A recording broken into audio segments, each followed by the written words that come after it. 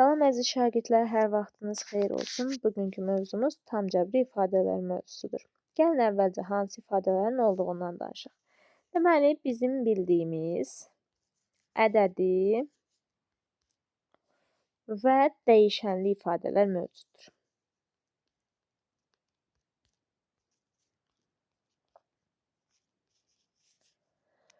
Ədədi ifadələrə əməl işarələri və mötərizələrin köməyi ilə təşkil olunmuş ifadələr daxildir. Dəyişənli ifadələr isə adından da göründüyü kimi içərisində dəyişən olan ifadələr daxildir. Əvvəlcə ədədi ifadələr haqqında qısa məlumat verim, daha sonra keçək dəyişənli ifadələr haqqında ətraflı məlumata. Deməli, ədədi ifadələrə qeyd etdiyim kimi əməl işarələri və mötərizələrin köməyi ilə təşkil olunmuş ifadələr daxildir dedik. Deməli, əməl işarələri varsa, burada əməllər sırası da var. Bunu aşağı siniflərdən də keçmişik, bir daha da üstündən keçmək istəyirəm. Deməli, ilk növbədə qüvvətə yüksəltmə əməlini, ikinci növbədə mötərizə daxilindəki ifadəni, üçüncü olaraq vurma və bölmə, yəni yazıldığı ardıcıllıqla davam edir bunlar. Bunlar hər ikisi, yəni vurma və bölmə eyni güclü prioritetlərdir. Daha sonra isə son olaraq toplama və çıxma əməlini yerinə yetiririk. Yenə bu da yazıldığı ardıcıllıqla həyata keçirilir. Gəlin dəyişənli ifadələr haqqında məlumata keçək. Ədədi ifadələr haqqında bunları bilsək, bu qısa məlumatlar bizə kifayət edəcək deyə düşünürəm.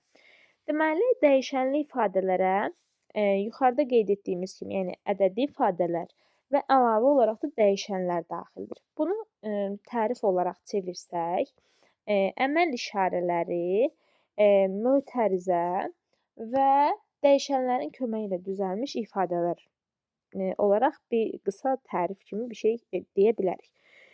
Deməli, əməl işarələri dediyimiz kimi yenə vurma, bölmə, toplama, çıxma bunlar. Mötərizə daxilində də ifadələrimizi rahatlıqla yaza bilirik. Məsələn, 2A üzərinə gəlinsin 5B çıxılsın 6C.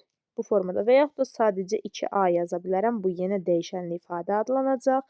3A üzərinə gəlinsin 5 və s. Bunların hər biri adlanır dəyişənli ifadələr. Dəyişən isə burada görünür ki, bu hərflərdir. Digər ədədlər və bu əməl işarələri. Birini də mötərizə ilə yazım. 2A plus 3 deyəlim ki, vurulsun 2. Baxın, burada mötərizənin də daxil olduğu bir dəyişənli ifadə qeyd etmiş olduq. Gəlirəm eyniliklərdən danışıram. Nədir eynilik? Dəyişənin istənilən qiymətində hər iki tərəfin bərabər olmasına eynilik deyilir. Yəni, qiyməti eyni olur. Yəni, dəyişənin istənilən qiymətində hər iki və yaxud da daha çox ifadənin qiyməti eyni olur. Məsələn, 2A üzərinə gəlinsin 3. 3 yazmayım. 3A yazdım. Tamam. Bərabərdə tutalım 5A. Baxın, burada hər iki tərəfi, yəni buranı sadələşdirsəm də, gəlib buranın alınacağını bildiyim üçün və yaxud da sadələşdirməyib belə də saxlasam, zaten bura ilə bərabər olduğunu bildiyim üçün cavablar onsuz da eyni olacaq. Əlavə olaraq məsələn yaza bilərəm 2B çıxılsın Z bərabərdir 2B çıxılsın 2Z şəklində də ifadə ola bilər. Yəni, burada da bərabərliyin sağ və soluna dəyişənlərə verdiyim qiymətdən asılı olmayaraq eyni cavab alacağım üçün biz bunlara eyniliklər deyirik. Gələk biraz danışaq natural üslü qüvvətdən. Natural üslü qüvvət, yəni qüvvətə yüksəltmə əməli ilə biz bunu bilirik. Məsələn, 2-nin kvadratı necə idi? 2 vurulsun 2. 2-nin kubu 2 vurulsun 2 vurulsun 2 şəklində olan yazılışdır. Yəni, bunlara biz bir neçə eyni vuruğun hasilidir deyə bilərik. Yəni, vuruqların sayını qüvvət şəklində yazırıq və bu adlanır natural üslü qüvvət. Natural üslü qüvvətdə yuxarıda qeyd elədiyim yerə yazıram. Burada 3-ə qüvvət, 2-yə isə əsas deyirik. Əlavə olaraq natural üslü qüvvətin xassələrindən danışmaq istəyirəm sizlərə, qeyd eləyəcəm. Bir saniyə, çox qalındı. Deməli, ilk olaraq tutalım ki, A üstü M vurulsun A üstü N verilib. Bunu A üstü M plus N şəklində yazacağam. Yəni, nümunə olaraq nə göstərə bilərəm? Tutalım ki, 2-nin üstü 3 vurulsun 2-nin üstü 5 bərabərdir 2-nin üstü 8. Yəni, bu formadadır. Əgər bu formada əsaslar eyni olarsa və aralarında vurma işarəsi olarsa, qüvvətlər toplanır, qüvvətə yazılır, əsas isə dəyişmir. İkinci, bölməni yazım. A üstü M bölünsün A üstü N bərabərdir A üstü M çıxılsın N. Buna nümunə olaraq yaza bilərəm ki, yenə elə 2-dən istifadə edeyim. Məsələn, 2-nin üstü 5 bölünsün 2-nin üstü 3 bərabərdir 2-nin üstü 5 çıxılsın 3, yəni 2-nin kvadratı şəklində olacaq. Yəni, əgər əsaslar olarsa və bunların arasında bölmə işarəsi olarsa, biz qüvvəti çıxıb qüvvətə yazırıq, əsasa isə toxunmuruq. Sonra qeyd eləyim hansını? Mötərizə daxilində olan ifadələr. Tutalım ki, A vurulsun B-nin üzərində hər hansı bir x natural üslü qüvvəti verilib. Bu zaman x hər iki vuruğa aid olacaq. Yəni, A üstü x, B üstü x. Buna nümunə olaraq göstərim. Tutalım ki, 2 vurulsun 5-in kubu. Bu 2-nin kubu vurulsun 5-in kubu ilə eynilik təşkil edir.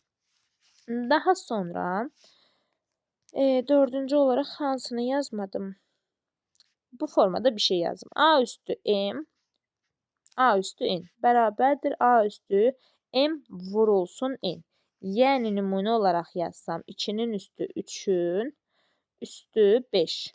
Bu 2-nin üstü 15-ə bərabər olacaq. Yəni, bu aradakı mötərizə qüvvətlərin vurulmasını göstərir. Əsası isə yenə də toxunmuruq. 5-ci olaraq da 5-cini də qeyd edeyim. Bir saniyə. Neysə. 5 hansını yazmadım? A üstü 0 bərabərdir 1. Yəni, istənilən ədədin üzərində 0 cavabın 1-ə çevrilməsi deməkdir. 1. 7 üstü 0 yenə olacaq 1. Yəni, cavabımız, daha doğrusu qüvvətimiz əgər 0-dırsa, bizim alacağımız cavab əsasın nə olduğundan asılı olmayaraq 1-ə bərabərdir. Gəlin, natural üslü qüvvətin müqayisəsindən danışaq biraz. Əgər tutalım ki, A və B ədədləri verilib. A və B ədədləri olsun. A böyükdür B yazıram. A-nın üstü tutalım ki, N və B-nin üstü N verilib. Əgər A B-dən böyükdürsə, A ilə B-nin eyni dərəcədən qüvvətinin müqayisəsində də A üstü N daha böyük olacaq. Məsələn, A-ya 5, B-yə 3 desəm, N olsa 2, 5-in kvadratı 3-ün kvadratından daha böyük olmuş olacaq. Yəni, bizim burada nəzərdə tutduğumuz müqayisə bundan ibarətdir. İndi isə ifadələr haqqında danışdığımıza görə gələk biraz da tam cəbri ifadələrdən danışaq. Yəni, əsas mövzumuza keçid edirik. Nədir tam cəbri ifadələrdən? Həm ədədlər, həm də ki, dəyişənlərdən təşkil olunmuş ifadələrə tam cəbri ifadələr deyilir. Yəni, bura sırf ədəd, sırf dəyişən və yaxud da həm ədəd, həm dəyişəni daxil eləyə bilərik. Məsələn, 5 tam cəbri ifadədir. Tutalım ki, A-nın kubu üzərinə gəlinsin 9. Tam cəbri ifadədir. Və yaxud da B olsun, B plus C olsun, B vur 5 olsun və s. Bunların hamısı adlanır tam cəbri ifadələr. Yalnız bunu qeyd edeyim ki, tutalım ki, kəsrlə verilmiş bir ifadədir. 5B bölünsün 2 və 5 bölünsün B. Baxın, bu formada bu birinci tam cəbri ifadədir. Yalnız ikinci tam cəbri ifadə deyil. Yəni, məxrəc dəyişənlə ifadə oluna bilməz. Yəni, oluna bilərik, amma olunduğu halda biz bunu tam cəbri ifadə deməyəcəyik. Bunun adı rasional kəsrdir. Bunu isə rasional kəsrlər mövzusunda daha ətraflı öyrənəcəyik. Sadəcə olaraq bunu indi yadda saxlayın ki, əgər məxrəc dəyişənlə ifadə olunubsa, bu tam cəbri ifadə deyil. Yəni nə bir hədli, nə çox hədli, nə də başqa hər hansı bir tam cəbri ifadəyə daxil edə bilmərik bunu. Bundan əlavə, elə yuxarıda da bəhsini açdığım kimi tam cəbri ifadələrin daxilində olan bir hədli və çox hədlilərdən danışmaq istəyirəm. Əvvəlcə bir hədlilər haqqında məlumat verəcəm. Deməli, bir hədlilər nədir? Ədədlər və dəyişənlərin hasilindən ibarət olan ifadələrdir bir hədlilər. Yəni, yuxarıda qeyd etdiyim 5a, 5-in özü və yaxud da b, a kvadrat, daha sonra 2a kub və s. Baxın, gördüyünüz kimi arada sadəcə vurma var. Yəni bunu bölməklə də məsələn b bölünsün 5 şəklində yazsam yenə bir hədli olacaq. Yəni b vurulsun 5-də 1 kimi göstərə bilərik bunu. Bir hədlilər içərisində, yəni bizim öyrəndiyimiz, bizə lazım olacaq ifadələr, daha doğrusu, yəni terminlər hansılardır? Bir hədlilərin əmsalı, bir hədlilərin qüvvəti və bir hədlinin standart şəkli. Gəlirəm əvvəlcə bir hədlinin əmsalı və qüvvətinin nə olduğunu izah edirəm. Tutalım ki, 2a kub b kvadrat verilib. Burada bir hədlinin əmsalı, baxın bu qarşıda durandır. Bu oldu əmsal. Əmsal. Qüvvəti isə, baxın, bu 2 və bu 3-ün toplamasıdır. Yəni 2 üzərinə gəlinsin 3, yəni 5 olacaq bizim bir hədlimizin qüvvəti. Ümumiləşdirib deyirəm, bir hədlinin standart şəklə gətirilmiş, indi standart şəklə gətirilmiş bir hədlinin nə olduğunu da deyəcəm. Standart şəkildə olan bir hədlinin qarşısında duran ədəd onun əmsalı, onun dəyişənlərinin qüvvəti cəmi isə qüvvət adlanır. İndi standart şəklə gətirilmiş bir hədl nədir? Bunu göstərmək istəyirəm. Tutalım ki, 2 vurulsun a, vurulsun 3, vurulsun a kvadrat, vurulsun b. Baxın, bu standart şəkildə deyil. Bunu standart şəklə gətirərkən 2 ilə 3-ü vururam, eləyir 6. Baxın, burada a parçalanmış haldadır, görürsünüzmü? A və a kvadrat ayrı-ayrıdır. Olur a kub və b. Baxın, artıq bu oldu standart şəklə gətirilmiş bir hədli. Bunun əmsalı olacaq 6, qüvvəti olacaq 4. Çünki b-nin üzərində yazılmasa da bilirik ki, 1 var. 1 ilə 3-ü toplayıram, eləyir 4. Bu 4 də bizim bir hədlimizin qüvvəti olur. Gələk biraz nədən danışım? Oxşar bir hədlilərdən danışmaq istəyirəm. Deməli, bir hədlilər nə zaman oxşar olur? Hansı bir hədlilərə biz oxşar bir hədli deyirik? Yazaraq göstərim. 2a kub b və 3a kub b yazmaq istəyirəm. Baxın, bunlar oxşar bir hədlilərdir. Niyə? Baxın, a kub b dəyişənləri eynidirsə, yəni mən bunu toplaya bilərəm. Oxşar bir hədliləri və yaxud da oxşar dəyişənləri islah edin tipli misallarla biz artıq qarşılaşmışıq. Baxın, o oxşarlıq buradan gəlir. Mən bunları toplayıb və yaxud da çıxa bilərəm asanlıqla. Yəni vurma, bölmə başqa söhbət, amma toplama, çıxma ancaq oxşar bir hədlilər arasında olduğu üçün biz yalnız əmsalı ilə fərqlənən bir hədlilərə oxşar bir hədlilər deyəcəyik. Yəni uzatmadan bunu qısa konkret olaraq deyirik ki, yalnız əmsalları ilə fərqlənən bir hədlilər oxşar bir hədlilər adlanır. İşarəsi ilə fərqlənənlərə isə aydındır ki, məlum məsələdir ki, daha doğrusu əks bir hədlilər deyəcəyik. Yəni məsələn 2 mənfi 2 ilə müsbət 2 əks olduğundan mənfi 2a və müsbət 2a da yenə əks bir hədlilər adlanacaq. Danışım biraz çox hədlilərdən. Çox hədli. Nədir çox hədli? Bir hədlilərin cəbri cəmi. Nədir bəs cəbri cəm? Cəmi və yaxud da fərqi. Tutalım ki, 2a çıxılsın b. Baxın, bu da çox hədlinin cəbri cəmi adlanır. Yəni toplama və yaxud da çıxma. Yəni cəm deməyim sizi çaşdırmasın. Düşünməyin ki, ancaq 2 dənə bir hədlini götürəcəm, bunları toplayacam, olacaq bir hədli, çox hədli. Xeyr, cəbri cəm mövzusunda həm cəm, həm də ki, fərqdən söhbət gedir. Yəni buna nümunə olaraq elə yuxarıda yazdığım 2a çıxılsın b və yaxud da 2a minus 3b, 2a çıxılsın 4. Ancaq 2a-lardan istifadə eləməyin. 5x plus y Yəni bunların hamısı, yenə qüvvətlər də bura daxildir. Məsələn, bu kub, bu kvadrat olsa da, yenə biz bunu çoxhədli adlandıracağıq. Bir şey sizlər üçün qeyd eləyim.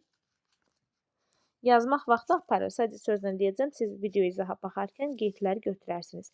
Bir hədlinin özü də çoxhədli adlanır. Yəni məsələn, tutalım ki, deyərsiniz ki, bayaq dedin 2A bir hədlidir. Çoxhədlidə isə dedik ki, bir hədlərin cəbri cəmi. Məsələn, mən bunu ürəyim istəyər 2A üstəgəlsin 0 şəklində yazaram. Baxın, qiymət dəyişmir, bir şey dəyişmir. Formanı dəyişməkdədir ki, azadan. Baxın, artıq cəbri cəm yaratdım. Yəni, bunu yaratmaq mümkündür. Cəmə gəlmək o qədər də problem deyil. Sadəcə olaraq bunu yadda saxlayın ki, əgər mən bir hədli görsəm, tam bu tipli misallar var da, verir ki, aşağıda göstərilmiş ifadələrdən neçəsi çoxhədlidir? Bunların içərisində bir neçə çoxhədli və bir neçə bir hədli də yerləşdirirlər və siz avtomatik olaraq o bir hədliləri oradan çıxarırsınız ki, bu daxil deyil, bu daxil deyil. Siz səhvi orada eləyirsiniz. Bir hədli də çoxhədli sayılır. Bunu əsla unutmayın. Gəlirəm çoxhədlilər haqqında danışmağa. Yenə çoxhədlinin də bir hədlidə olduğu kimi standart şəkli mövcuddur. Məsələn, 2A kvadrat üzərinə gəlinsin 3B plus 4A kvadrat standart şəkildə deyil.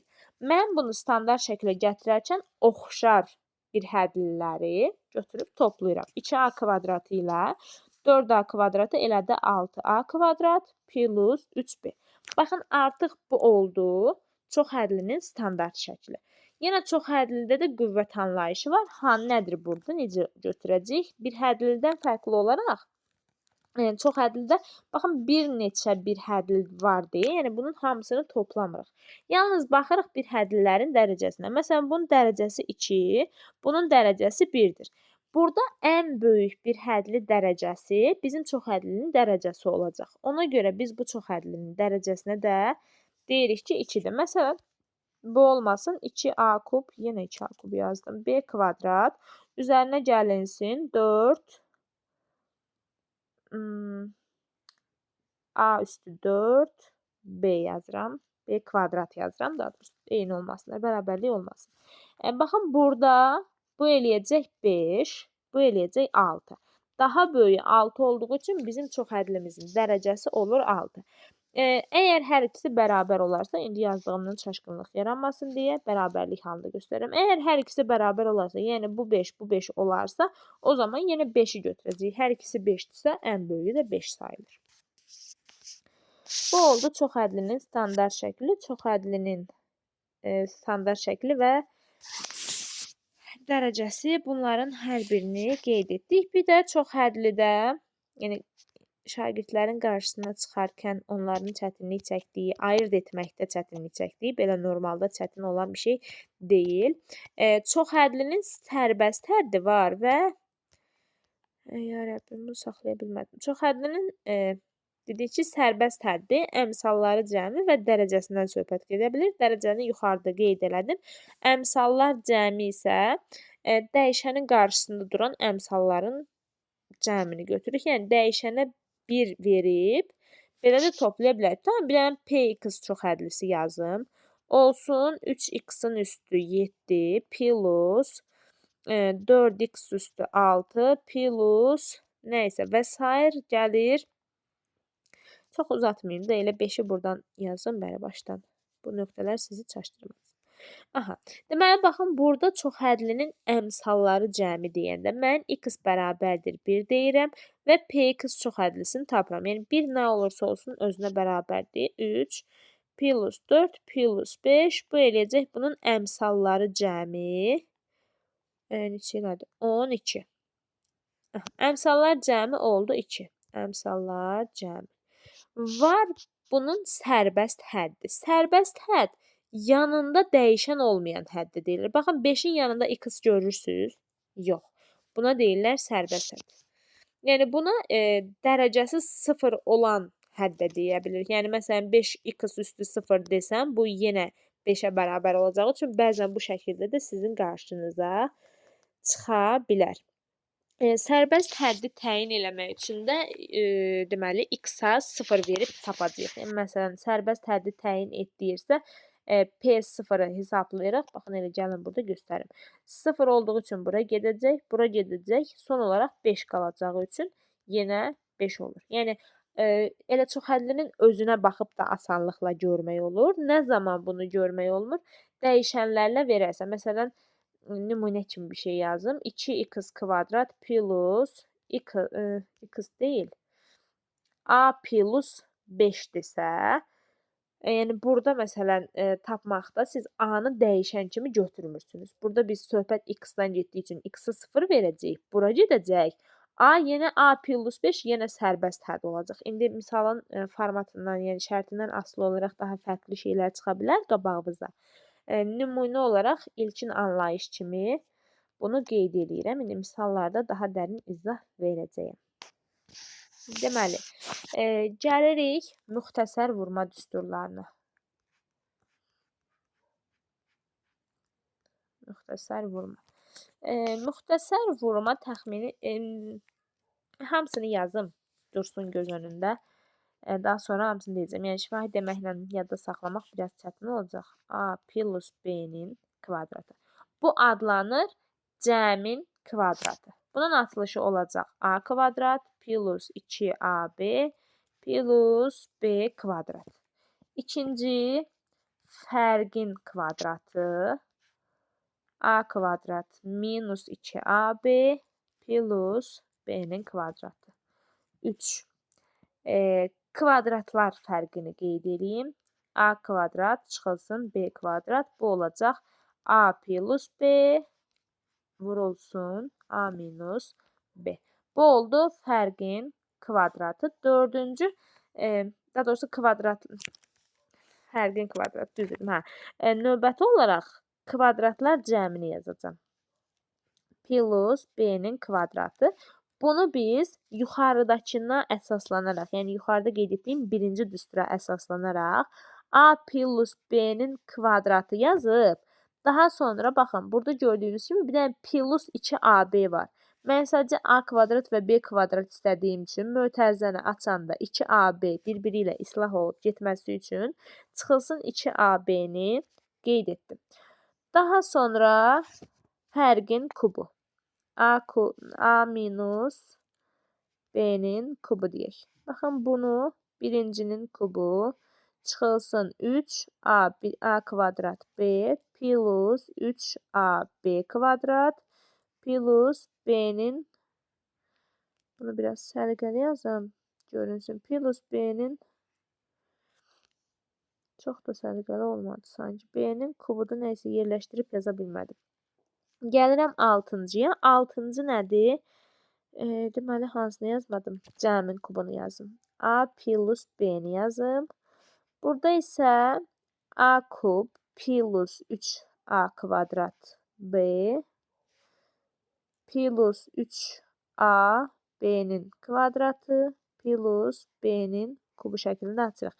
Baxın, çıxma olanda 1 mənfi 1 müsbət növbələşə gedir. Burada toplansın deyilir. Bu çıxılsındır. Bu səhv yazmışam. Bu çıxılsındır.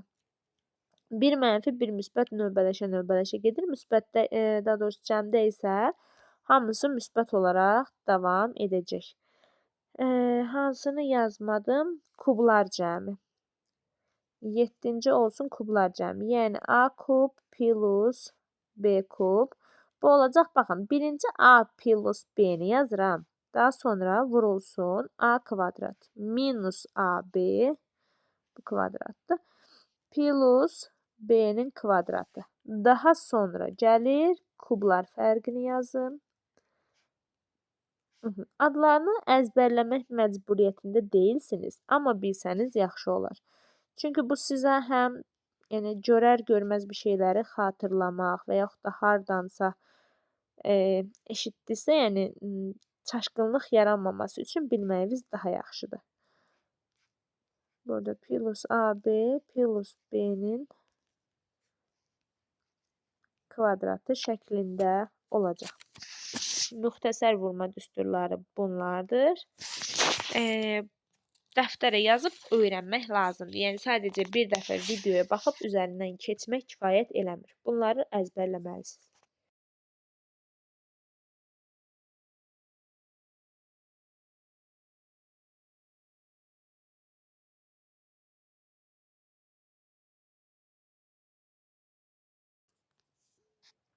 Üzr istəyirəm, gəlin davam eləyək. Daha sonra qeyd eləmək istəyirəm, mən çox hədlilərdə ən böyük və ən kiçik qiymətin tapılması. Ən böyük qiymət nə zaman var? Hansı ifadələrdə var? Ən böyük qiymət nə zaman var? Hansı ifadələrdə var? Bunlar nədir? Necə tapırıq? Hamısını qeyd eləyəcəm. Əvvəlcə gəlin ən böyük və ən kiçik qiymətin nə olduğu haqqında danışaq.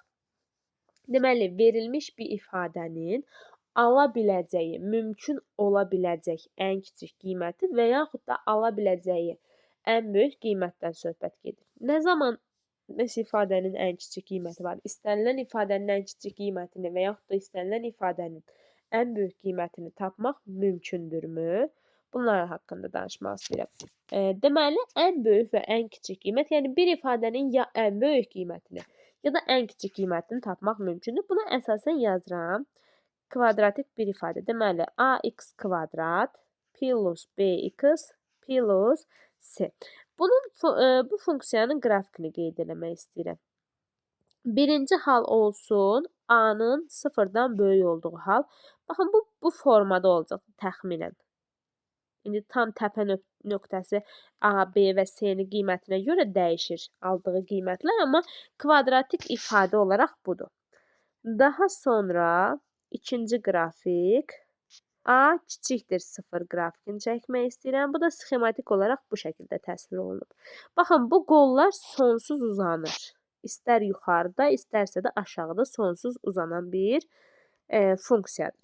Deməli, bu şəkildən göründüyü kimi, elə qrafikdən göründüyü kimi, baxın, bunun ən kiçik qiyməti buradır. Ən böyük qiyməti isə sonsuzluğa doğru uzanıb gedir. Mən bunu tapa bilmirəm. Ən kiçik qiyməti var, amma ən böyük qiyməti yoxdur. Deməli, ax kvadrat daha doğrusu, plus bx plus c ifadəsində a əmsalı, yəni x kvadratın əmsalı sıfırdan böyük olarsa, yəni müsbət olarsa, bizim ifadəmizin ən kiçik qiyməti var, ən böyük qiyməti isə sonsuzluq olduğu üçün biz bunu təyin edə bilmirik.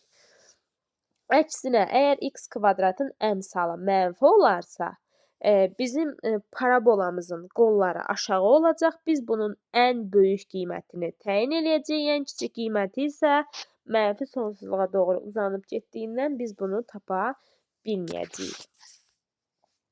Gəlirəm ən böyük qiymətin və ən kiçik qiymətin təyin edilmə üsullarına. Əslində bunun 3 üsulu var. Mən bugün 2 dənəsini qeyd edəcəm. Üçüncü törəmə üsuludur. Bu hal-hazırda, yəni mövzuların başında olduğumuz üçün sizə bir qədər çətinlik yaradacaq. Bunu inşallah törəmə mövzusunda izah eləyəcəm, qeyd eləyəcəm. Siz də öyrənmiş olacaqsınız. Deməli, birinci üsulda belə bir şey yazmaq istəyirəm. Birinci üsul. Qırmızı ilə işarələyim. Nazirlik deyirsən. Birinci. Deməli, birincidə yazıram bu formada a-nın 1-ə bərabər olduğu bir funksiya yazmaq istəyirəm. Yazıram x-in kvadratı çıxılsın 6x plus 40. Belə bir şey yazıram. Bunu mən sadələşdirsəm, baxıram ki, bura x kvadrat, daha doğrusu x minus 3-ün mötərizə kvadratına oxşuyur. Həqiqətən açsam da x kvadrat çıxılsın 6x yaranacaq. Bura düzəlir. Amma 40 yaranmır. Plus 9 yaranır, 40 yaranmır. Ona görə mən bunun üzərinə bir dənə plus deməli 9 idisə 31 yazıram. Baxın, burada zaten a-nı 1 qeyd eləmişəm qarşısında. Burada da göründüyü kimi a müsbətdir. A müsbətdirsə bunun ən kiçik qiyməti var demişdik. Yəni bunu həqiqətən göstərim ki, necədir. Baxın, bu mötərizənin içərisi mənfi də olsa, yəni məsələn mənfi 5 olsa müsbət 25 çıxacaq. 31 ilə toplayacam, böyük bir şey. Mənfi 7 olsa 49, 49-u 31 ilə toplayacam, daha böyük bir şey. Gördüyünüz kimi böyüyə-böyüyə gedir. Bizim kvadratik bir ifadəmizin qiymətini ala biləcəyi ən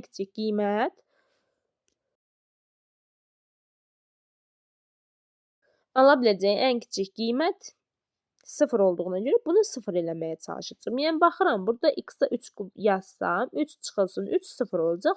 0-ın üstünə 31 gələcəm, cavab eləyəcək 31. Yəni bunun ƏÇG-si ən kiçik qiyməti olacaq 31. Ən böyük qiyməti isə gördüyünüz kimi tapmaq mümkün deyil. Yəni 7 versəm uzanır, -10 versəm biraz daha böyüyür, -100 versəm daha böyüyür və gördüyünüz kimi bunu təyin etmək mümkün deyil.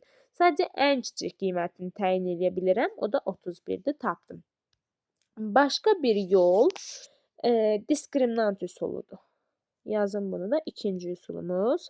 İkinci üsulumuz n bərabərdir mənfi d bölünsün 4a şəklində olacaq. Elə yuxarıda yazdığım o ifadəni qeyd edeyim. Nə idi? X kvadrat minus 6x plus 40. Bunun diskriminantını hesablayıram. D bərabərdir 36 çıxılsın. Diskriminantı mənfi aldı. Fərqli bir şey yazım. O nəysə 36 çıxılsın. Neçə idi? 160. Bu diskriminant sıfırdan kiçik olacaq. Zaten bu funksiyanın qiymətini təyin edə bilmədim. Nəysə, olsun mənfi. Onsuz da kök almayacaq. Kök almayacaq. Onsuz da bunu tapıram. Deməli, olsun bu. Neçə edəcək? Mənfi 124. Toxunmuram. Olsun mənfi 124. Yəni biz kökü axtarmırıq. Sadəcə olaraq kiçik qiymətləri axtarırıq. Bir saniyə.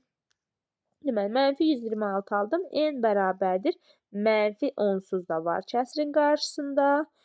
Deməli, burada 4a, bizim a'mız 1 olduğu üçün bunu yazıram. Cavabı neçə almışdım? Mənfi 124. Bu eləyəcək, deməli, mənfi, bir dənə də mənfi olduğu üçün müsbətə çevriləcək. 31. Yuxarıda da yenə eyni qiymət almışdıq. Diqqət elədirsə. Ən böyük və ən kiçik qiymət üçün də ən kiçik qiymət bu formada da ən böyük qiyməti də yenə olacaq. Məsələn, yazıram mənfi 2x bir düşünün plus mənfi 2x kvadrat olsun. Plus 8x plus 16 olsun. Olmasa sonra ədədlər üzərində dəyişiklik eləyərəm. Burada mən mənfi 2-ni mötərizə xaricinə çıxartsam, olacaq deməli x kvadrat minus 4x 16-ya toxunmuram. 16 qalsın öz yerində. Deməli, baxın, bu içəri olurmu? Mənfi 2 x minus 2-nin mötərizə kvadratı.